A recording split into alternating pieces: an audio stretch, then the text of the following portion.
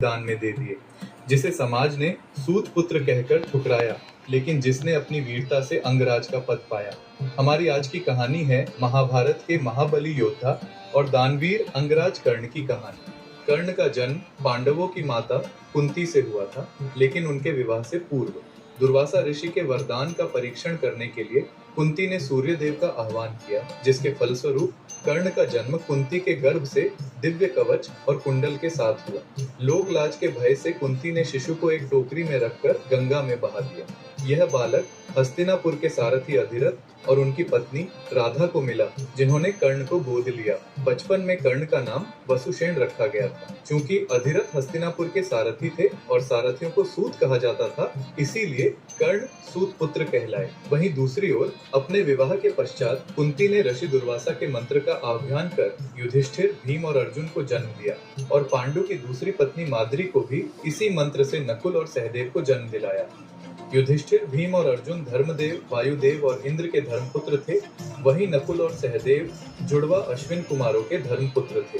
सूत पुत्र होने के कारण द्रोणाचार्य ने कर्ण को ब्रह्मास्त्र की शिक्षा देने से मना कर दिया। तब कर्ण ने ब्राह्मण का भेष बदलकर भगवान परशुराम से शिक्षा प्राप्त की। एक दिन जब परशुराम कर्ण की जांघ पर सिर रखकर सो रहे थे, तब एक कीड़े ने कर्ण को काटना शुरू किया। गुरु की नींद न खुले, इसलिए कर्ण ने असहनीय पीड़ा सही। जागने पर परशुराम समझ गए कि इतनी सहन शक्ति केवल क्षत्रिय में हो सकती है।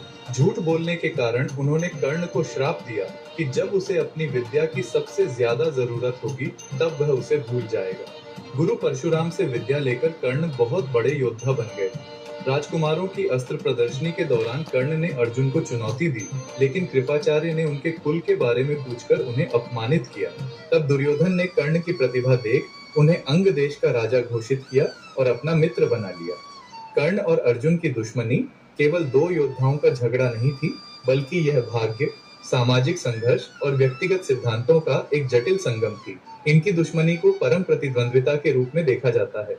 अर्जुन के धर्मपिता और देवताओं के राजा इंद्र जानते थे कि जब तक कर्ण के पास उसके जन्मजात कवच और कुंडल हैं, उसे युद्ध में कोई भी पराजित नहीं कर सकता।